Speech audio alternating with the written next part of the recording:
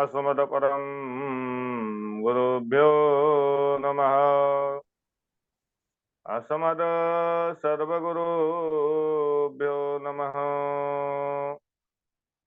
ॐ राधा कृष्णाभ्यां नमः। ॐ रामानुजाय नमः। ॐ अज्ञानतिमिन्धिरास्य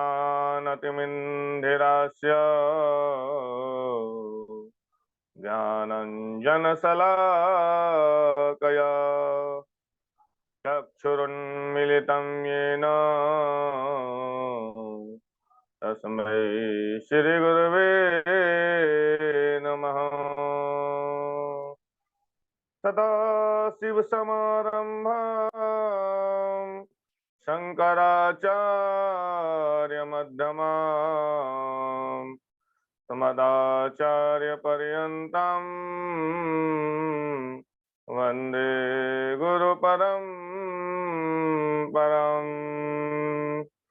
गजाननं भूतगणादिसेवितं कपेत्तजम्बो फलचारुभक्षणम् उमासुतं शोकविनाशकारकम्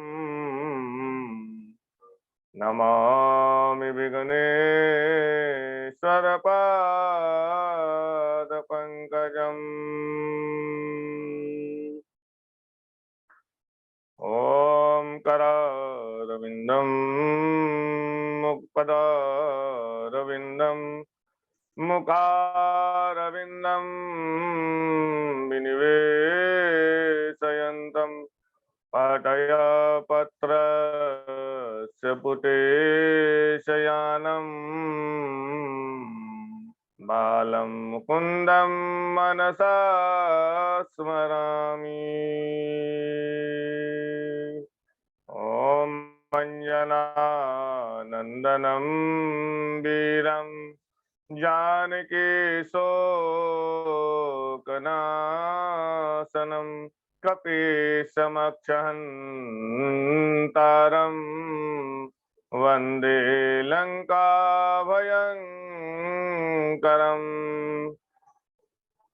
ॐ रामाय रामभद्राय रामचन्द्राय वेदसे रघुनाथाय नाथाय सीताय पतये नमः। मुखं करोतु वाचालं पङ्गुं लङ्घयेत् गिरिं यत्कृपातमहं वन्दे परमानन्दमाधवम्। कृष्णत्वदीयपदपङ्कजपञ्जरान्ते आद्यैव न विशतु मानसराजहंसः। प्राणप्रयाणसमये अपवातपित्तः कण्ठाविरोधेन विधौ स्मरामि कुतस्ते कण्ठाविरोधेन विधौ स्मरामि कुतस्ते। नारायणं नमस्कृत्यं नरं चैव नरोत्तमं देवीं सरस्वतीं व्यासं ततो जयमुदीरयेत्। भक्ति भगवन्त गुरु चतुर्णाम वपुए इनके पद वंदन किए नाशत विघ्नने। जय जय श्री राधा रमन जय जय नवल किशोर जय जय गोपीचित चोर प्रभु जय जय माखन चोर।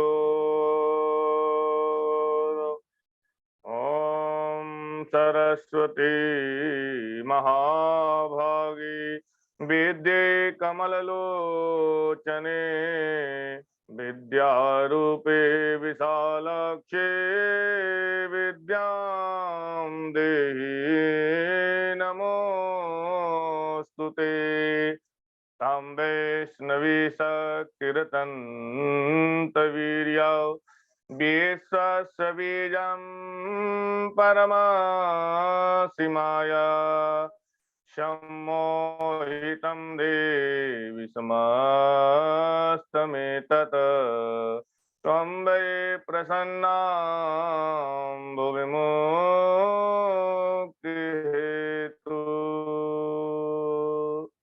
तरंग माध्यम से उपस्थित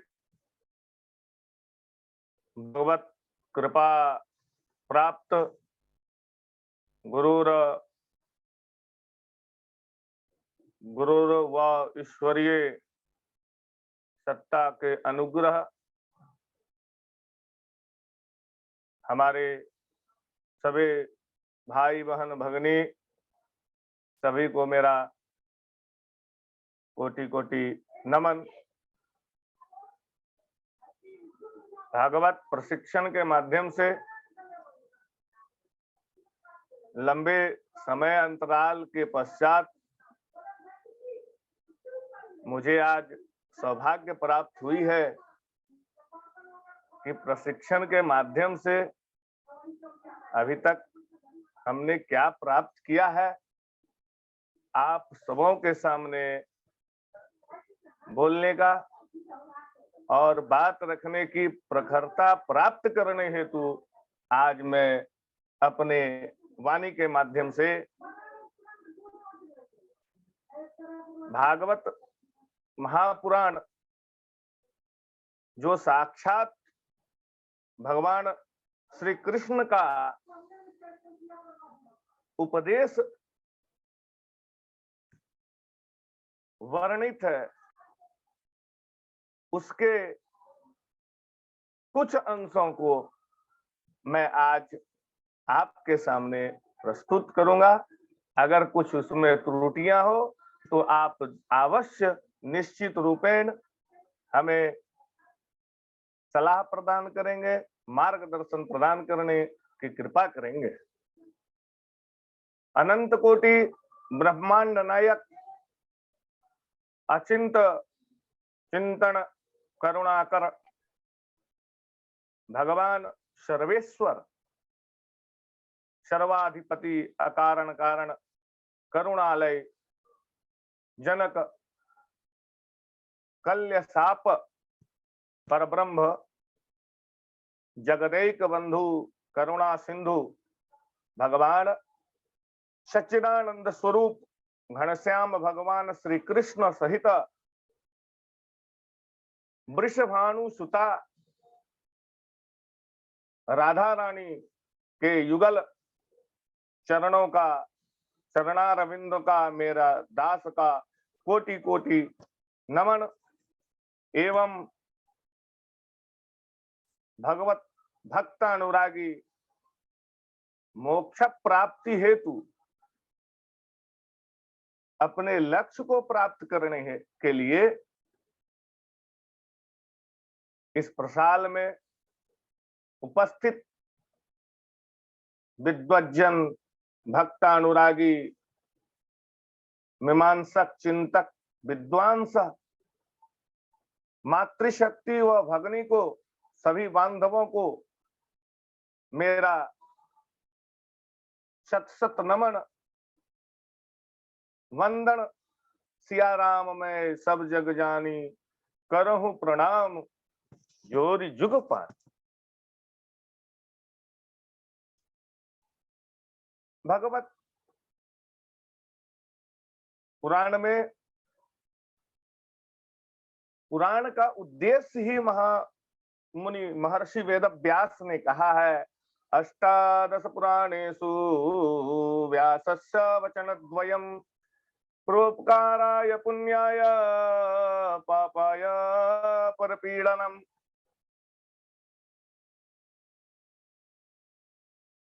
ये जो 18 पुराण है उसमें उसका लक्ष्य क्या है, व्यास का कथन क्या है, भगवान का जो चिंतन है, भगवान का जो कही गई बातें हैं, उनका जो चरित्र का गुणगान किया गया है, सबसे बड़ी बात उसमें है पापाय परपीडनम, मतलब पर दूसरे को दुख देना सबसे बड़ा क्या है, पाप है। और अष्टादश पुराणेषु व्यासस्य वचनद्वयम् परोपकाराय पुण्याय, दूसरे को मदद करना, दुख की वेला में सहायता प्रदान करना, मार्ग प्रशस्त करना, ये सबसे बड़ा पुण्य की बात है। भागवत शब्द ही अपने में चिंतनीय विषय है, अन्वेषण की बिंदु है। बहुत सारी बातें हैं भागवत में, भक्ति है, ज्ञान है, वैराग्य है, भगवान श्री कृष्ण का चरित्र है, राधा रानी का वर्णन है, बहुत सारे अनेकों ऋषि महात्माओं का उनका कथा, उनका उपदेश संग्रहित है। भागवत में सबसे बड़ी बात है, कहा गया है भागवतः इदं स्वरूपम भागवतम, भगवतः इदं स्वरूपम, जिसमें साक्षात ईश्वर का स्वरूप सन्निहित है, उस पुराण का नाम है भागवत। और क्या कहता है, वांगमयी मूर्ति ही प्रत्यक्षम कृष्ण एव ही, इसमें साक्षात भगवान कृष्ण के द्वारा कही गई बातों का वर्णन है, शब्दमयी मूर्ति है। क्योंकि शब्द के बारे में भर्तृहरि कहते हैं शब्द एक है लेकिन अर्थ अनेक है। कहता है, कहा गया है, अनादि निधनम शब्द तत्वम यदक्षरम विवर्तते अर्थभावेन जगतः प्रक्रियायतः। ये जो संसार है, अगर कहे ये जो जगत है वो क्या है, ईश्वर का अर्थ है। जो पालन हो रहा है, श्रृंगार हो रहा है, सृष्टि हो रही है, ये सारी क्या है, अगर इसको शब्द और अर्थ के रूप में अगर इसका विश्लेषण किया जाए तो अर्थ है, जगत क्या है, अर्थ है, और ईश्वर क्या है, शब्द है। शब्द बहवः बहवः अर्थ। तो ईश्वर का मूर्ति है, मूर्ति रूप में अगर कोई शास्त्र उपलब्ध है इस संसार में तो वो एकमात्र भागवत महापुराण है। और जिसमें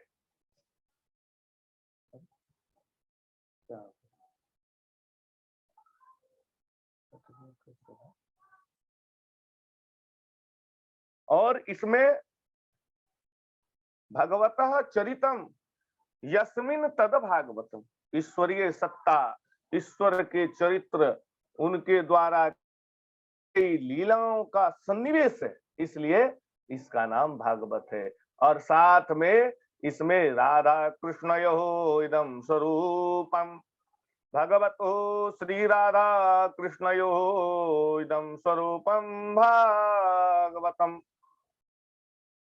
श्री कृष्ण और वृषभानु सुता राधा रानी दोनों के युगल चरित्र का वर्णन है, इसलिए इसका नाम भागवत पड़ा है। और साथ ही कहा गया है भक्ति ज्ञान वैराग्य वैरागाणाम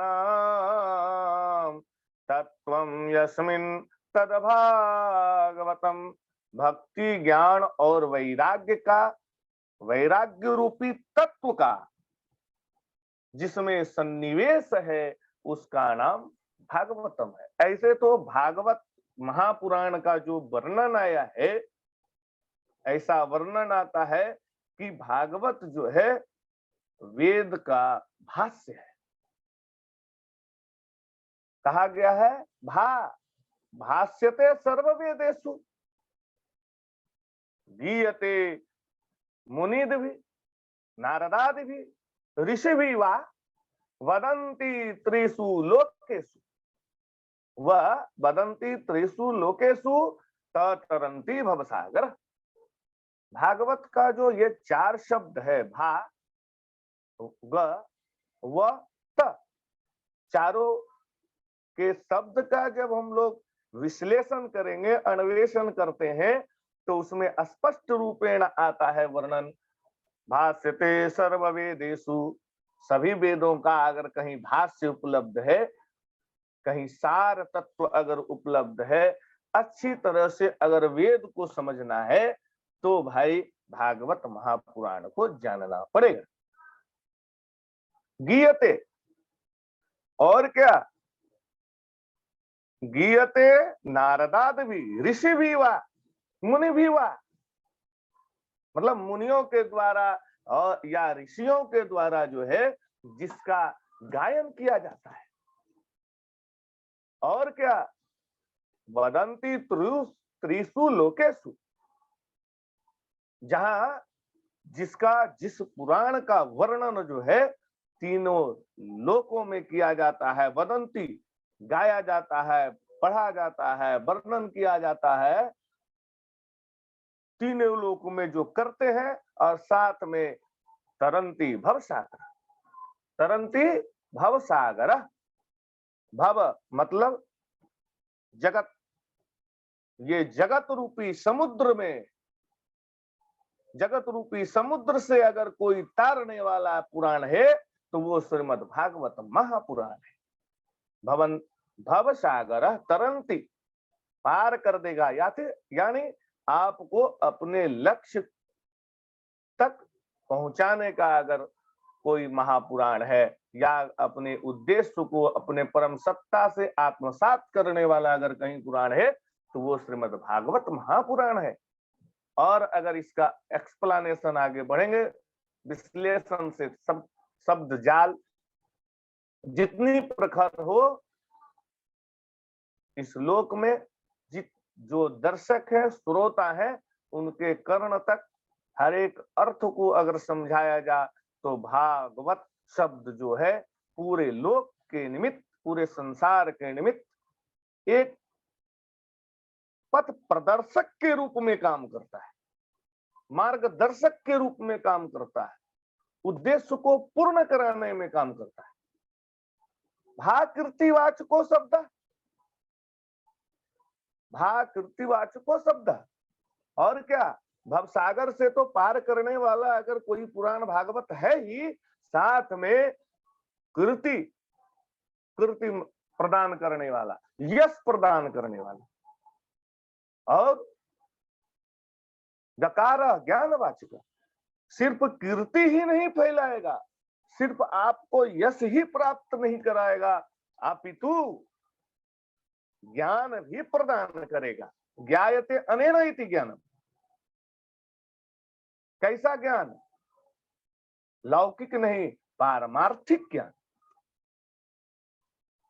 और जब ज्ञान आएगा तब स्वतः वैराग्य आ जाएगा। वह वैराग्य दशस्यैव तकार संस्रते तारक, वह वैराग्य देने वाला है, और जो है संसार रूपी सागर से पार करने वाला है। तो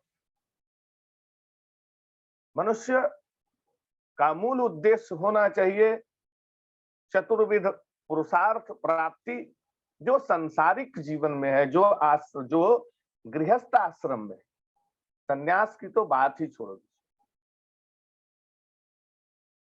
तो इसमें भागवत महापुराण में, विष्णु पुराण के संदर्भ में, ऐसे तो भागवत महापुराण में 10 लक्षण पुराण के दिए गए हैं, अपितु विष्णु पुराण में वर्णन आता है सर्गस्य प्रतिसर्गस्य वंशो मन्वन्तराणि च वंशानुचरितं चैव पुराणं पंचलक्षणम। सर्गस्य मतलब सर्ग का अर्थ होता है, सीधा समझे, सृष्टि। और सृष्टि का उल्टा प्रतिसर्ग, प्रलय। मतलब जिसमें सृष्टि का वर्णन हो, जिसमें प्रलय का वर्णन हो। वंश, वंश और मनमंतराणी, जिसमें वंश ऋषि आदि राजाओं का, जिसमें वंश का वर्णन हो, और वंशानुचरितम, जिसमें उसके चरित्र का गुणगान। ये जो है, ये संपूर्णता के साथ जो संपूरा, जिसमें सन्निवेश हो, जो ये पांचों को समाहित करके रखे, अगर कोई शास्त्र है तो उसका नाम भागवत महापुराण है, जिसमें ये पंच लक्षण के अतिरिक्त 5 और लक्षण जोड़ दिए गए हैं, सन्निवेश किए गए हैं, इसलिए इसको श्रीमद् भागवत महापुराण कहा गया है। सूक्ष्म दृष्टि स्थूल भागवत पुराण 10 विध लक्षणों से सन्निहित है, अतएव ये जो है महापुराण भी इसको हम लोग कहते हैं और महापुराण कहा गया है।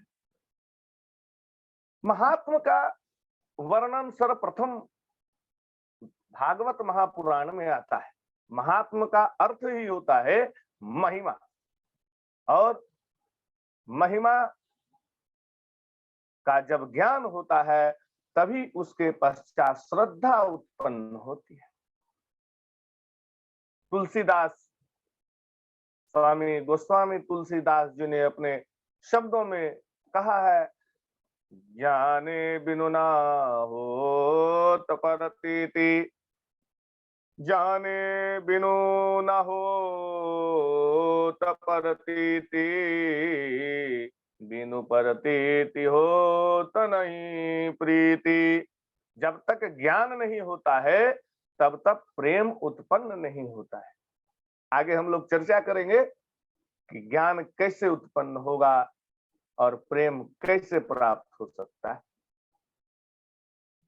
लौकिक प्रेम या परमार्थिक प्रेम, इस पर भी हम लोग आगे चर्चा करेंगे। इस महात्म में कुल 6 अध्याय है, जो पद्म पुराण से, जिसे जो है पद्म पुराण से लिया गया है। 2 अध्याय, 3 अध्यायों में भक्ति, ज्ञान और वैराग्य का वर्णन है, साथ ही 2 अध्यायों में धुंधगारी के उद्धार, और अंतिम अध्याय में भागवत सुनने का क्या विधि बताई गई है, इसका वर्णन है। सर्वप्रथम बोल दे बाल मुकुंद भगवान की जय। महात्म में हम प्रवेश कर रहे हैं। सच्चिदानंद रूपाय, सच्चिदानंद रूपाय, विश्वोत्पत्त्यर्हेतवै, तापत्रय विनाशाय, श्रीकृष्णाय वयं नुमः, श्रीकृष्णाय वयं नुमः, श्री कृष्णाय वयं नुमः। श्री कृष्णाय वयं नुमः, श्री सहिताय कृष्णाय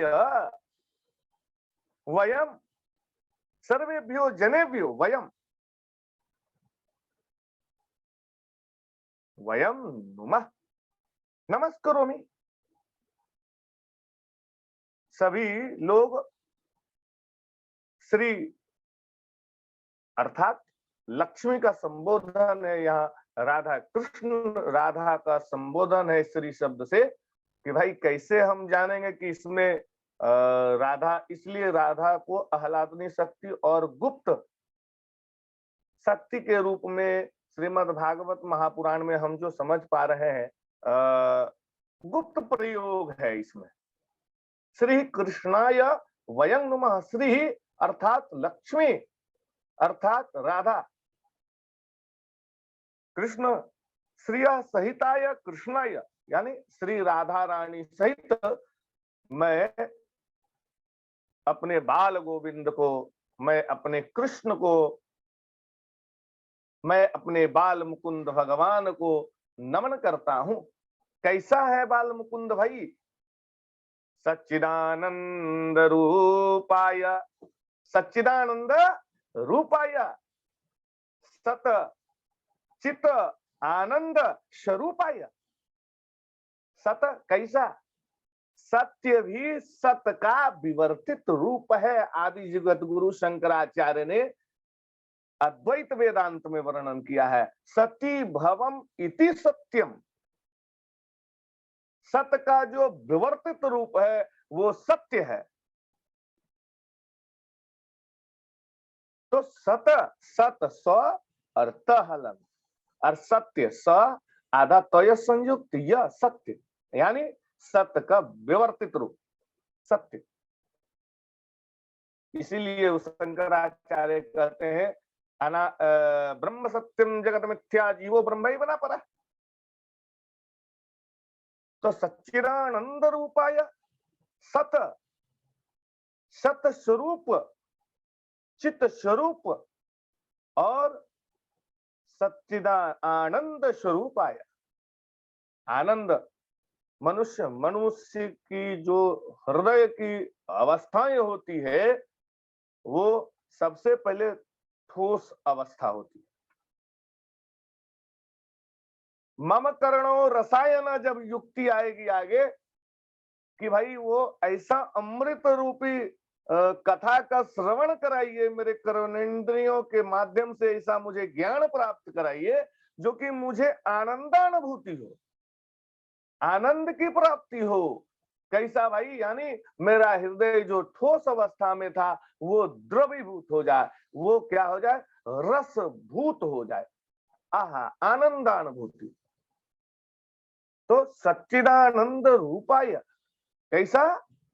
तो सत्य स्वरूप, चित्त स्वरूप और आनंद स्वरूप ऐसी ईश्वरीय श्री कृष्णाय वयं नुमः। और क्या? और क्या? तापत्रय विनाशाय, सच्चिदानंद रूपाय विश्वोत्पत्त्यादि हेतवे। हेतवे यानी विश्व की उत्पत्ति आदि हेतवे, उत्पत्ति, संहार, पालन, ये तीन त्रिविध हेतवे, जो ये तीनों का कारण है, कारणभूत है। क्योंकि बिना कार्य का, बिना कारण का कार्य होगा ही नहीं। इसलिए कहा गया है विश्वोत्पत्त्यादि हेतवे। विश्व की उत्पत्ति हो, पालन हो, संहार हो, मतलब सृष्टि क्रम। सृष्टि होगी, फिर प्रलय होगा, फिर सृष्टि होगी, फिर प्रलय होगा, पालन होगा, सृष्टि होगी, प्रलय होगा, पालन होगा। तो ये तीन का जो हेतु है, कारण है, उस पर ब्रह्म को मैं श्री कृष्णाय वयं नुमः। और क्या? और कैसे है हमारे बाल मुकुंद वृषभानु सुता माता राधा रानी कैसी है? और कैसी है? तो कहता है तापत्रय विनाशाय, तापत्रय विनाशाय। जब सांख्य दर्शन देखेंगे तो सदानंद योगेंद्र जी कहते हैं दुख त्रयाभि घातक। कपिल मुनि के द्वारा लिखा गया है सांख्य दर्शन, जो 24 अवतार में वर्णन आएंगे एक कपिल मुनि, तो वहां पर भी वर्णन है दुख त्रयाभि घातक। घातक मतलब नाश हो। कैसा? दुख तीन प्रकार का, जिसका वर्णन यहाँ श्रीमद् भागवत महापुराण पूर्व में ही कर चुका है। तापत्रय विनाशाय, तीन प्रकार के दुख का नाश हो। कौन कौन? तापत्रय विनाशाय, तीन प्रकार का दुख बताया गया है। वो है आध्यात्मिक दुख, आधिदैविक दुख और एक भौतिक दुख कहिए, सांसारिक दुख कहिए, जिसको कहिए। तो तीन, एक मानसिक दुख भी होता है, एक भौतिक दुख भी होता है, शारीरिक दुख होता है, मानसिक और शारीरिक। शारीरिक दुख कब होगा? प्राण प्रयाण समये कफवात पित्तः। जब ये तीन प्रकार का जो वृद्धा अवस्था में उत्पन्न हो जाता है, इसके कारण जो जरा की अवस्था आती है, रोग दुख हो जाता है, बीमार से ग्रसित हो जाते हैं, जब हम कफ पित्त और ज्वार से संबंधित जो नाना प्रकार की बीमारियां होती है, वो शारीरिक दुख है। और मानसिक चिंतन कर रहे हैं, उसके निष्कर्ष को हम नहीं प्राप्त कर पा रहे हैं, तो वो मानसिक दुख है। तो तीन प्रकार के हम लोग दुख की बात कर रहे हैं। एक भौतिक दुख है, एक दैवीय दुख है, और एक जो है आध्यात्मिक दुख है। तो भौतिक दुख के बारे में तो विशेष चर्चाएं की आवश्यकता नहीं है, क्योंकि सभी लोग मान लो कि आकांक्षाएं किए, गाड़ी है तो बंगला हो जाए, बंगला है तो आज मैंने देवघर में मकान खरीद लिया, तो कल मैंने सोचा दिल्ली में मकान खरीद लिया और खरीद नहीं पाया, तो उससे संबंधित जो दुख है वो भौतिक दुख है। आध्यात्मिक दुख, आध्यात्मिक दुख मूलतः जो है साधकों को होता है। गुरु के द्वारा दिया गया मंत्र और मैं या कोई भी उस मंत्र को निरंतर जप नहीं करने के कारण उसमें जो मिलने वाली असफलताएं हैं, मैंने साधना कर रही है लेकिन मुझे सफलताएं नहीं मिल रही, मेरी मंत्र सिद्ध नहीं हो रहे हैं, उस समय जो जिस प्रकार का दुख होता है वो हो गया आध्यात्मिक दुख। और दैवीय दुख क्या होता है? तो दैवीय दुख के बारे में सीधा सीधी हम लोग समझे कि पूर्व जन्म के द्वारा किया गया जो मेरा कर्म है, इस जन्म में अगर किसी प्रकार की विपदाएं, मतलब जैसे कहा जाए, भगवान करे ऐसी घटनाएं नहीं घटे किसी के साथ। मान लीजिए कि बिजली वर्षा हो रही है, बिजली आकाश से बिजली गिरी और वो मृत्यु को प्राप्त हो गया, या बाइक चला रहे हैं, गाड़ियां चला रही हैं, थोड़ी सी असावधानी हुई और एक्सीडेंट कर गए और वहां श्रवण गोविंदाय हो गए। तो उस ये कहा जाता है कि पूर्व जन्म के कारण जो हम समझ पा रहे हैं, पूर्व जन्म के कारण जो इस प्रकार इस जन्म में जो ये कष्ट आया, वो जो है आदि दैवीय दुख है।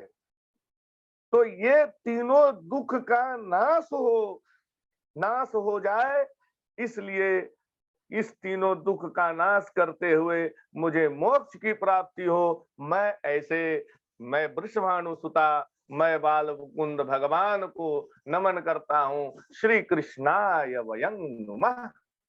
सच्चिदानंद रूपाय विश्वोत्पत्त्यदेहे तवये तापत्रय विनाशाय श्री कृष्णाय वयं नुमः।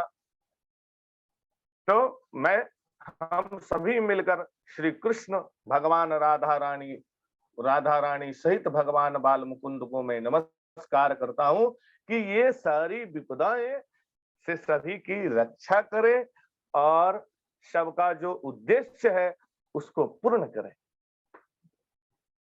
जब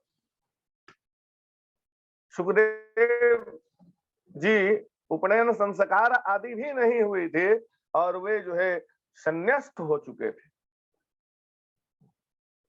आगे आती है पंक्ति है, यम प्रव्रजन्तमनुपेतमुपेत कृत्यम द्वैपायनो विरह कातरः जुहाव पुत्रेति तन्मयतयां सर्वो विनेदो तम सर्वभूत हृदयं मुनिमानतोस्मि।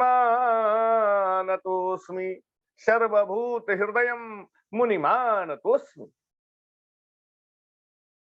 जिस सभी के हृदय में निवास करने वाले सर्वभूत हृदयम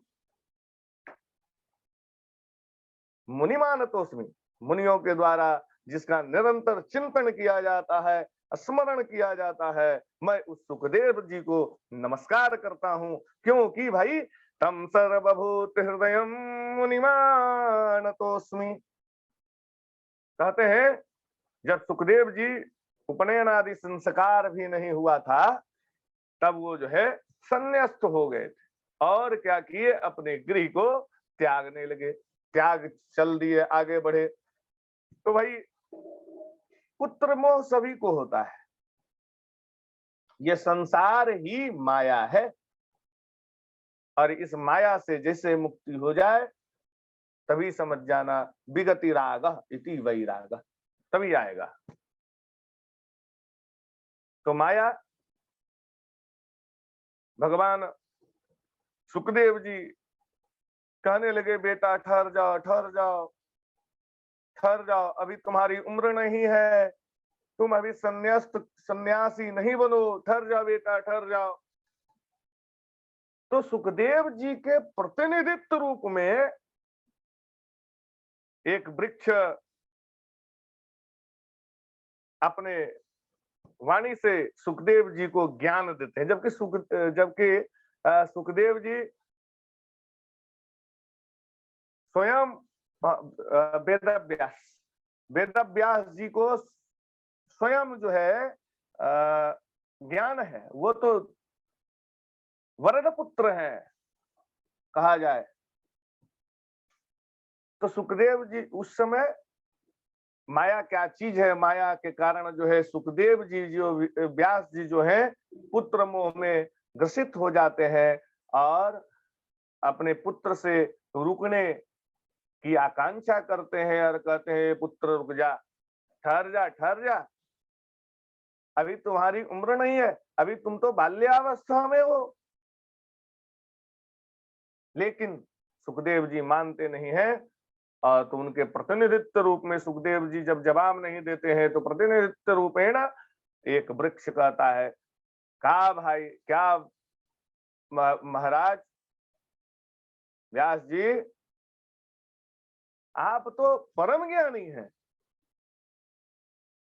आप में जो विद्वता है आपको समझाने की क्या आवश्यकता है, ये तो संसार ही माया रूपी है।